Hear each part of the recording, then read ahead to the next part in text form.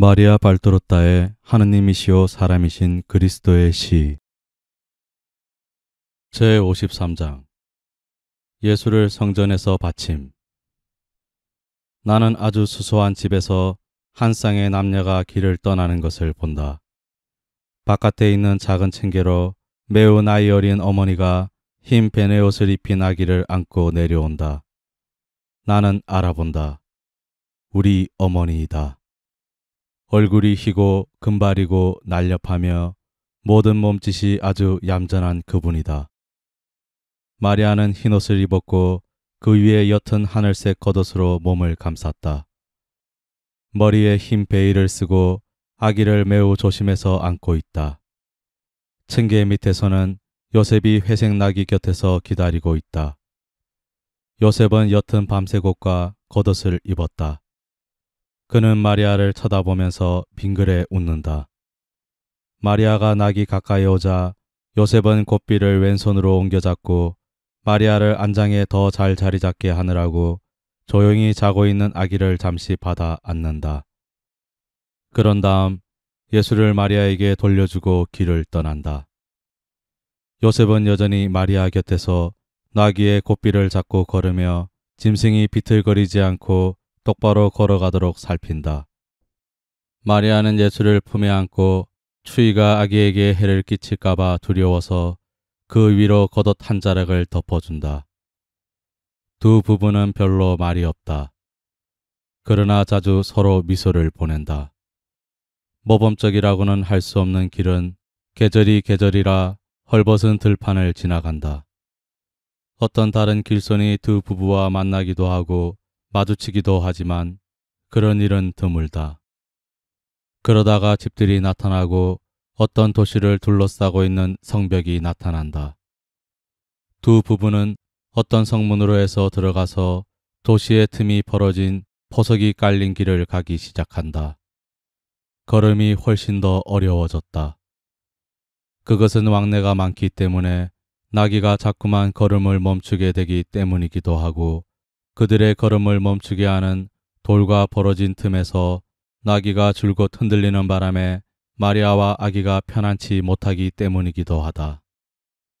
길은 평평하지 못하고 조금씩이기는 하지만 오르막이다. 길은 높은 집들 사이에 좁게 뚫려 있는데 그 집들의 출입문들도 좁고 낮으며 거리 쪽으로 창문이 별로 나지 않았다. 위쪽으로는 이 집에서 저 집으로 이 옥상 정원에서 저 옥상 정원으로 이렇게 조각조각 난 파란 하늘이 보인다. 아래쪽 거리에는 고함을 지르고 엇갈리는 사람들, 걸어가거나 나귀를 타거나 짐 실은 나귀들을 몰고 가는 또 다른 사람들이 있고 거추장스러운 낙타떼 뒤를 따라가는 다른 사람들도 있다. 한 군데에서는 로마 군대의 순찰대가 말굽소리와 무기소리를 요란스럽게 내며 지나가는데 그들은 대단히 좁고 돌이 많은 길 위에 걸쳐진 홍해문 뒤로 사라진다. 요셉은 왼쪽으로 돌아 더 넓고 더 아름다운 거리로 접어든다. 거리 저 안쪽에는 내가 이미 알고 있는 감시구가 뚫린 성벽이 보인다. 마리아는 나귀들의 어지간 비슷한 것이 있는 문 곁에서 나귀에서 내린다. 의지간이라고 말한 것은 헛간 또는 그보다도 지붕이 있는 어지간의 일종으로 밀집이 깔려있는 네발 짐승들을 매놓기 위한 고리 달린 말뚝들이 있기 때문이다. 요셉은 달려온 총각에게 여물을 좀 사오라고 약간의 돈을 주고 나귀에게 주려고 한 구석에 있는 불완전한 우물에서 물 한 동이를 깃는다. 그런 다음 마리아에게로 다시 와서 두 사람은 성전 구내로 들어간다.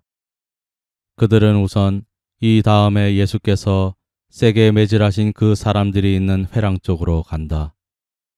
그 사람들은 맷비둘기와 어린 양들을 파는 사람들과 환정상들이다. 요셉은 흰 비둘기 2마리를 산다. 돈은 바꾸지 않는다. 그가 필요한 것을 벌써 가지고 있다는 것을 알 수 있다. 요셉과 마리아는 모든 문이 그렇다고 할 수 있을 것처럼 8단이 있는 층계로 올라가는 연문 쪽으로 간다. 이렇게 층계가 있기 때문에 입방채로 된 성전이 주위에 있는 땅 위에 들어올려져 있는 것이다. 이 문 안에는 커다란 홀이 있는데 어떻게 생겼는지 짐작하게 하기 위하여 우리네 도시의 집 큰 대문 안에 있는 홀과 같은데 더 넓고 장식이 더 잘 되어 있다고 말하겠다. 거기에 좌우에 제단 같은 것, 즉 장방향으로 쌓아 올린 것이 둘이 있다. 나는 처음에는 그것이 무엇에 소용되는 것인지를 몰랐다. 몇 센티미터쯤 올린 바깥쪽 전보다 안쪽이 더 낮은 것으로 보아 얕은 수반 같았다. 요셉이 불렀는지 모르겠는데 사제 한 사람이 달려온다. 마리아가 가엾은 두 마리 비둘기를 바친다. 그들의 운명을 깨닫는 나는 눈을 딴 데로 돌린다. 나는 매우 육중한 큰 대문과 천장과 홀의 장식을 살펴본다. 그렇지만 사제가 마리아에게 물을 뿌리는 것을 슬그머니 본 것 같다. 마리아의 옷에 얼룩이 지지 않은 것을 보면 그것은 틀림없이 물일 것이다. 그런 다음 비둘기와 동시에 돈을 조금 사제에게 주었던 이 말을 하는 것을 잊었었다. 마리아가 요셉과 함께 사제를 따라 엄숙한 의미의 성전으로 들어간다. 나는 사방을 둘러본다. 대단히 장식을 많이 한 곳이다. 종류의 가지들과 장식들과 함께 천사의 머리들을 조각한 것이 기둥과 벽과 천장에 쭉 달려 있다. 햇빛은 물론 유리는 없고 벽에 비스듬히 설치한 길고 이상하며 좁은 창문으로 들어온다. 비스듬히 설치한 것은 소나기가 들이치는 것을 막기 위해서인 것으로 생각한다. 마리아는 어떤 장소에까지 들어가서는 발을 멈춘다. 마리아에게서 몇 미터 거리에는 또 다른 단이 몇 개 있고 그 위에는 일종의 제단이 또 있고 그 너머로 또 다른 구조물이 있다. 나는 성전 안에 들어와 있는 것으로 생각했었는데 오히려 엄밀한 의미의 성전, 즉 거룩한 곳, 또 그 너머로는 사제 이외에는 아무도 들어가지 못하게 되어 있는 것 같은 곳이 있는데 성전을 둘러싸고 있는 건물들 안에 있는 것임을 알아차린다. 그러니까 내가 성전이라고 생각한 것은 성막이 들어있는 성전을 세 쪽에서 둘러싸고 있는 담으로 막은 현관에 지나지 않는다. 내 생각을 썩 잘 설명하였는지는 모르겠다. 그러나 나는 건축가도 기사도 아니다. 마리아는 아기를 바친다. 아기는 그 순진한 작은 눈을 두리번거리며 난지 며칠밖에 안 되는 어린아이들과 같은 놀란 시선으로 사제를 본다. 사제는 아기를 두 팔로 받아서 계단 위에 있는 일종의 제단을 향해 서서 성전 쪽으로 얼굴을 돌리고 팔을 펴서 아기를 쳐든다. 의식이 끝났다. 아기는 어머니에게 다시 돌아오고 사제는 물러간다. 바라보고 있는 사람들, 구경꾼들이 있다. 그들 가운데 지팡이를 짚고 힘들게 걷는 등이 굽은 작은 노인이 나타난다. 대단히 나이가 많은 것 같다. 80이 넘은 것 같다. 그 노인은 마리아에게 가까이 가서 아기를 잠시 자기에게 달라고 청한다. 마리아는 미소 지으며 그의 청을 들어준다. 노인은 시몬이다. 나는 항상 그가 사제 계급에 속해 있는 것으로 믿었는데 반대로 적어도 그의 옷을 보고 판단하자면 평신도이다. 시몬은 아기를 안고 입맞춘다. 예수는 갓난 아기들이 가지는 것 같은 불확실한 표정으로 노인에게 미소 짓는다. 작은 노인이 동시에 울기도 하고 웃기도 하며 눈물이 주름 사이로 스며들면서 그의 얼굴에 구슬로 장식한 것 같은 무늬를 놓으며 예수가 손을 내밀어 붙잡으려고 하는 길고 흰 수염에 떨어지기 때문에 예수는 노인을 신기한 듯이 살펴보는 것 같다. 아기는 예수이다. 그러나 여전히 어린 아기이다. 그래서 그의 앞에서 움직이는 것은 그의 주의를 끌고 물건을 붙잡아서 무엇인지 더 잘 보고자 하는 부질없는 생각을 일으킨다. 마리아와 요셉은 빙그레 웃는다. 그리고 거기 있으면서 아기가 아름답다고 칭찬하는 사람들도 미소를 짓는다. 나는 거룩한 노인의 말을 듣고 요셉의 놀란 시선과 마리아의 충격, 그리고 거기 있는 작은 집단의 사람들의 반응을 본다. 어떤 사람들은 노인의 말에 놀라고 충격을 받으며 어떤 사람들은 픽픽 웃는다. 이렇게 픽픽 웃는 사람들 가운데에는 수염난 사람들과 머리를 설레설레 흔드는 최고 법원의 거만한 위원들이 있다. 그들은 시몬을 빈정대는 동정의 눈초리로 바라본다. 그가 너무 늙어서 망령을 부리는 것으로 생각하는 모양이다. 시몬이 마리아에게 그의 고통을 예고하자 마리아의 미소는 더 심한 창백함으로 사라진다. 비록 마리아는 알고 있지만 이 말은 그의 마음을 꿰뚫는다. 마리아는 격려를 얻으려고 요셉에게 더 가까이 가고 아기를 정열적으로 꼭 껴안는다. 그리고 목마른 사람처럼 안나의 말을 마시다시피 한다. 안나는 여자인 만큼 마리아의 고통을 동정하고 영원하신 분이 초자연적인 힘을 주셔서 그의 고통의 시간을 완화해 주실 것이라고 약속한다. 아기 엄마, 당신 백성에게 구세주를 주신 분이 당신의 울음을 가라앉히기 위해서 틀림없이 그분의 천사를 당신에게 보내실 것입니다. 주님의 도움이 이스라엘의 위대한 여자들을 버리지 않았는데 당신은 유딕과 야엘보다 훨씬 나은 분입니다. 우리 하느님은 바다와 같은 고통에 저항하도록 지극히 순수한 착한 마음을 당신에게 주실 것입니다. 그로 인하여 당신은 세상에서 가장 위대한 여자, 즉 어머니가 될 것입니다. 그리고 아가, 내가 전도할 때 나를 기억해다오. 내게는 여기서 환상이 끝난다.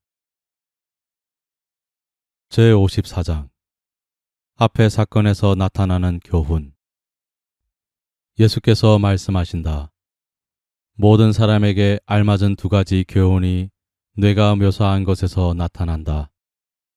첫째 교훈은 이런 것이다. 진리는 의식에 몰두하는, 그것도 건성으로 의식에만 몰두하는 사제에게 드러나지 않고 평신도에게 드러난다.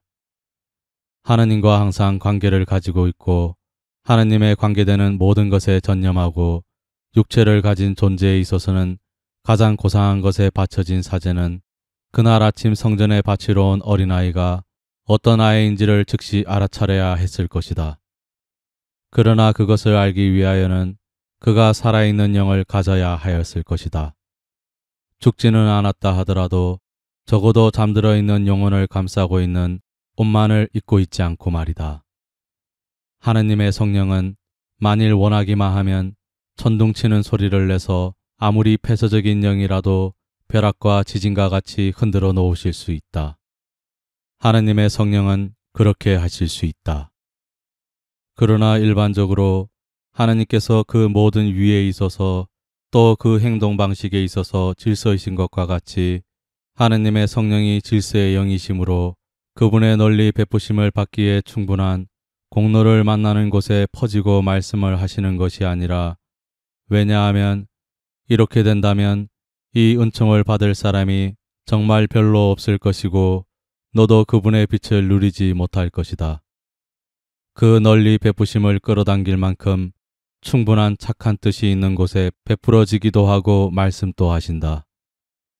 이 착한 뜻을 어떻게 발휘하느냐? 가능한 한 온전히 하느님에게서 오는 생활로 믿음과 순종과 깨끗함과 사랑과 너그러움과 기도로 발휘한다. 외적인 행동으로서가 아니라 기도로 발휘된다. 행동과 기도 사이에는 밤과 낮 사이보다도 더 큰 차이가 있다. 기도는 하느님과의 영의 일치이니 사람들은 여기서 새로운 힘을 얻고 점점 더 하느님의 것이 되겠다는 결심을 하고 나오게 된다. 외적인 행동은 여러 가지 목적, 그러나 항상 이기적인 목적을 가진 어떤 습관이다. 외부적인 행동은 너희들을 있는 그대로 두든가 게다가 거짓말과 게으름의 죄를 보태주기까지 한다. 시몬은 이 착한 뜻을 가지고 있었다. 일생 동안 그는 많은 고민과 시련을 겪었다. 그러나 그는 착한 뜻을 잃지 않았었다. 세월이 흐르는 동안의 여러 가지 역경도 그가 주께 대하여 주의 약속에 대하여 가진 믿음을 손상시키지도 흔들지도 못하였고 하나님께 점점 더 어울리는 사람이 되겠다는 그의 착한 뜻을 중단시키지도 못하였다. 그리고 하느님께서는 당신의 충실한 종이 나의 고난 후 승천 때에 열린 하늘에서 빛나는 하느님의 태양을 다시 보게 될 때까지 당신 성령의 빛을 그에게 보내시고 그를 성전 쪽으로 인도하시어 세상에 온 빛 자체를 보게 하셨다. 성령의 인도를 받아 라고 복음서는 말한다. 아, 사람들이 성령께서 얼마나 완전한 벗이신지 알았으면 얼마나 좋겠느냐. 어떤 인도자이시고 어떤 스승인지를, 지극히 거룩하신 삼위일체의 그 사랑을, 그 빛의 빛, 그 불의 불, 그 지능, 그 지혜를 사랑하고 그분에게 구원을 빈다면 얼마나 좋겠느냐. 알 필요가 있는 것을 그들이 얼마나 더 잘 배우게 되겠느냐. 마리아야 보아라. 내 자녀들아 보아라. 시몬은 빛을 보기 전에 하나님의 약속이 채워진 것을 알기 전에 오랜 일생 동안을 기다렸다. 그러나 그는 절대로 의심하지 않았다. 그는 희망과 기도에 꾸준한 것은 쓸데없는 일이다 하고 생각한 적은 한 번도 없었다. 그는 꾸준하였다. 그래서 사제와 오만하고 눈먼 최고법원의 위원들이 보지 못하는 것을 그에게 따뜻한 체온과 미소를 주는 그 어린 아기의 몸에서 하느님의 아들 메시아 구세주를 보는 은혜를 받았다. 그는 아기인 나의 입술을 통하여 그의 정직하고 경건한 일생에 대한 첫 번째 보상인 하느님의 미소를 받았다. 둘째 교훈은 안나의 말이다. 역시 예언자인 안나도 갓난아기인 나를 메시아로 알아본다. 그런데 이것은 그가 예언의 은혜를 가졌으므로 그에게는 자연스러운 일이다. 그러나 안나가 믿음과 사랑에 이끌려 내 어머니에게 말하는 것을 너도 듣고 너희들 내 자녀들도 들어라. 그것을 가지고 이 암흑의 때에 이 빛의 축일에 떨고 있는 너희들의 정신을 위한 빛으로 삼아라. 구세주를 주신 분에게는 당신들의 눈물을 닦아주기 위하여 천사를 보낼 능력이 없지 않을 것입니다. 사람들의 정신에서 사탄이 이룩한 사업을 없애기 위하여 하느님께서 당신 자신을 주셨다는 것을 생각하여라. 그분이 너희를 괴롭히고 있는 사탄들을 지금 이기실 수 없겠느냐. 그분이 저 사탄들을 쫓아버리고 당신의 그리스도의 평화를 다시 주심으로 너희 눈물을 닦아주실 수 없겠느냐. 왜 그것을 믿음을 가지고 하느님께 청하지 않느냐. 너희들의 수많은 죄로 인하여 붕괴하신 하느님의 준엄이 그 앞에서는 미소와 더불어 사라지는 저항할 수 없는 참된 믿음을 가지고 말이다. 그렇게 되면 용서가 그 결과인 도움과 너희들이 스스로 원한 피의 홍수에 잠긴 이 땅 위에 꽂히는 무지개인 축복을 가지고 오는 그런 참된 믿음을 가지고 말이다. 곰곰이 생각들 하여라. 아버지께서는 홍수로 사람들을 벌하신 다음 당신 자신과 족장 노아에게 이렇게 말씀하신다. 사람들은 어려서부터 악한 마음을 품게 마련. 다시는 사람 때문에 땅을 저주하지 않으리라. 다시는 모든 짐승을 없애버리지 않으리라. 그리고 당신의 약속을 지키셨다. 그러나 너희들은 이번에 우리가 살아나면 당신이 우리를 구해주시면 다시는 절대로 전쟁을 하지 않겠습니다. 다시는 절대로. 하는 말을 너희들 자신과 하느님께 얼마나 많이 하였으며 그리고 나서 오히려 더 무서운 전쟁을 하지 않았느냐. 거짓말장이들아. 그리고 주를 존경하지 않고 너희들의 약속을 지키지 않는 자들아. 얼마나 많이 그랬느냐 말이다. 그런데도 하느님께서는 신자 대중이 저항할 수 없는 믿음과 사랑을 가지고 부르면 또 한 번 너희를 도와주실 것이다. 하느님의 준엄을 아주 강렬하게 존속시키는 사람들의 무리와 대등하기에는 너무나 수요가 적은 너희들 모두, 그래도 너희들은 머리 위에 매달려 시시각각으로 더 커지는 현 시대의 무서운 위협에도 불구하고 하느님께 계속 충성스러워라. 너희들의 극도의 불안을 하느님 앞에 갖다 놓아라. 하느님께서는 구세주를 세상에 보내신 것과 같이 당신의 천사를 너희들에게 보내실 수 있을 것이다. 두려워하지 말고 십자가와 일치하여 있어라. 십자가는 항상 마귀의 계략을 이겼다. 다른 방법으로는 잡을 수 없는 마음들을 사람들의 사나움과 생활의 우울함으로 절망, 즉 하느님과의 분리로 기울여지게 하려고 애쓰는 마귀의 계략을 말이다.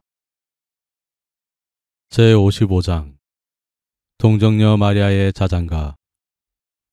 오늘 아침 나는 말할 수 없이 기분 좋게 잠을 깼다. 아직 꿈속을 헤매고 있었는데 느린 자장가를 조용히 부르는 아주 깨끗한 목소리가 들려왔다. 어떻게나 느리고 예스러운지 옛날의 성탄 자장가 같이 들렸다. 나는 점점 더 커지는 행복을 내게 주고 그 조용한 소나기로 잠을 깨워주는 그 주제와 목소리를 열심히 듣고 있었다. 마침내 나는 잠이 깨서 알았다. 그래서 나는 은총이 가득하신 마리아여 기뻐하소서 하고 말하였다. 노래를 부르는 분이 어머니셨으니까. 그리고 너도 잘 있었니? 와서 행복을 누려라 하고 내게 말씀하시고 나서 더 큰 소리로 노래를 부르기 시작하셨다. 그리고 나는 베들레헴의 집 마리아가 지내던 방에서 예수를 잠들게 하려고 흔들어 주고 있는 것을 보았다. 방 안에는 마리아의 배틀과 바느질감이 있었다. 마리아는 아기에게 젖을 먹이고 기저귀를 갈아주려고 일을 중단한 것 같았다. 아니, 기저귀라기보다는 오히려 씻으라고 해야 옳겠다. 벌써 몇 달, 6달이나 많으면 8달은 되었을 아기였으니까. 아기가 잠이 들면 일을 다시 시작할 작정이었다. 저녁 무렵이었다. 벌써 황혼이 완전히 깔리면서 군데군데 황금빛 구름이 떠 있는 하늘이 고요하였다. 양떼들이 양오리로 돌아오면서 꽃이 핀 풀밭에 마지막 풀을 뜯고 부리를 들면서 울고 있었다. 아기는 잠이 이내 들지 않았다. 이가 나려고 하기 때문이거나 어린아이에게 흔히 있는 어디가 좀 아픈 것으로 신경이 날카로워진 것처럼 좀 흥분해 있는 것 같았다. 나는 겨우 아침이 되었을까 말까한 그 시간의 어둠 속에서 종이 조각 하나에 쓸 수 있는 대로 썼던 것을 지금 여기에 옮겨 쓰는 것이다. 주님의 양떼 같은 금빛 구름들아, 꽃이 만발한 풀밭에서는 또 다른 양떼가 쳐다본다. 그러나 내가 세상에 있는 모든 양떼를 다 가진다 해도 항상 내게 가장 소중한 어린 양일 것이다. 작어라, 작어라, 작어라, 작어라. 그리고 울음을 그쳐라. 저 하늘에서 빛나는 수많은 별들이 내려다본다. 아리따운 내 눈동자들을, 아, 더는 울지 말아라. 청옥색 내 눈은 내 마음의 별들이다. 내 눈물은 내 고통이로구나. 아, 울음을 그쳐라. 작어라, 작어라, 작어라, 작어라. 그리고 울음을 그쳐라. 천국에 있는 빛나는 모든 천사들이 내 얼굴을 보고 즐기려고 순진한 너를 위해 화관을 만든다. 그러나 너는 울면서 엄마를 찾는구나. 엄마를, 엄마를. 여기 내 곁에서 자장, 자장, 자장, 자장 하고 말하는 엄마를 찾는구나. 작어라, 작어라, 작어라, 작어라. 그리고 울음을 그쳐라. 하늘이 온통 볼그레해졌다. 다시 새벽이 되었다. 그런데 엄마는 내 울음을 그치게 하려고 아직 자지 않고 있다. 잠이 깨면 너는 엄마하고 부를 테지. 그러면 나는 아가하고 대답하면서 뇌게 입 맞춰주고 젖과 함께 뇌게 사랑과 생명을 주리라. 자거라, 자거라, 자거라, 자거라. 그리고 울음을 그쳐라. 내 엄마가 없으면 뇌가 하늘을 꿈꾸더라도 그대로 있을 수가 없다. 오너라, 오너라. 내 베일로 가려 너를 잠들게 해주마. 내 가슴은 뇌 베개, 내 팔은 뇌 요람. 내가 내 곁에 있으니 아무것도 두려워 말아라. 자거라, 자거라, 자거라. 그리고 울음을 그쳐라. 나는 언제나 너와 같이 있겠다. 너는 내 마음의 생명이다. 아가가 자는구나. 가슴에 내려앉은 꽃 한 송이라고나 할까. 아기가 자는구나. 조용히들 하시오. 어쩌면 아기가 거룩하신 아버지를 뵙고 있는지도 모르니 이렇게 뵙는 것으로 내 온유한 예수의 눈물이 닦아지는구나. 그래서 아기가 잔다, 잔다, 잔다, 잔다. 그리고 울음을 그쳤다. 이 광경이 얼마나 매력적인지 말할 수가 없다. 아기를 흔들어주고 있는 한 어머니에 지나지 않는다. 그러나 어떤 어머니이고 어떤 아기인가. 그러므로 이 작으면서 위대하고 매혹적인 광경에 어떤 우아함과 어떤 사랑, 어떤 순수함, 어떤 하늘이 있는지 생각할 수 있다. 그 광경을 생각만 해도 나는 즐겁고 그 광경이 실제로 있었다는 것을 확증하려고 이 곡조가 남아있다. 이 곡조가 남아있어 당신들에게도 그것을 들려주려고 당신들을 위하여 되풀이하는 것이다. 그러나 나는 마리아와 같이 지극히 깨끗한 은구슬 소리를, 동정녀의 동정녀다운 목소리를 가지지 못했다. 나는 보잘것없는 아코데온 같은 것이다. 그러나 상관없다. 나는 할 수 있는 데까지 하겠다. 성탄의 구유 둘레에서 이 노래를 부르면 얼마나 아름다운 목가가 되겠는가. 엄마가 처음에는 나무로 만든 요람을 천천히 흔들고 있었다. 그러다가 예수가 진정되지 않는 것을 보고는 요람 곁에 열린 창문 근처에 앉아서 아기를 안아 무릎에 올려놓고 노래의 리듬에 맞추어 천천히 흔들어주면서 자장가를 2번 되풀이하였다. 그때야 아기 예수는 그 작은 머리를 엄마의 가슴 쪽으로 돌리고 눈을 감고 한 손은 어머니 가슴 위에, 한 손은 어머니 가슴 위에 닿은 볼그레한 뺨 곁에 얹고 또 한 손은 가슴 위에 내려뜨린 채 작은 얼굴을 따뜻한 엄마 품에 파묻고 잠이 들었다.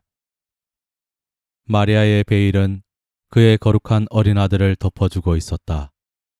그런 다음 마리아는 한없이 조심하며 일어나서 예수를 요람에 내려놓았다. 마리아는 아기를 가벼운 닌네르천으로 덮어주고 파리와 바람을 막기 위하여 베일을 펴서 덮었다. 그리고 그의 소중한 아들이 잠든 것을 들여다보느라고 거기에 그대로 있었다. 마리아는 한 손을 가슴에 얹고 또 한 손은 아기가 깨려고 하면 흔들어줄 채비를 하고 아직 요람에 댄 채 요람 쪽으로 약간 몸을 구부리고 환히 미소 짓고 있었다. 그동안 어둠과 고요가 땅 위에 내려와 동정녀의 작은 방에 스며들고 있었다. 얼마나 평화롭고 얼마나 아름다운가. 나는 이 광경에 넋을 빼앗겼다. 이것은 굉장한 환상이 아니다. 그래서 이것이 아무 특별한 것도 알려주는 것이 아니기 때문에 사람들은 다른 환상들의 전체 속에서 쓸데없는 것이라고 판단할지도 모르겠다. 나도 그것을 안다. 그러나 내게는 이것이 하나의 참된 매력이다. 그래서 이 환상을 나는 높이 평가한다. 그것은 이 환상이 내 정신을 어머니의 손으로 다시 만들어진 것 같이 평온하고 순수하고 사랑이 가득 차게 하기 때문이다. 나는 이런 뜻으로 이 환상이 당신들의 마음에도 들 것이라고 생각한다. 우리는 어린아이들이다. 그것이 낫다. 예수님의 마음에 드니까. 유식하고 까다로운 다른 사람들은 마음대로 우리를 유치하다고 생각하리라. 우리는 그런 것 상관할 필요가 없다. 그렇지 않은가?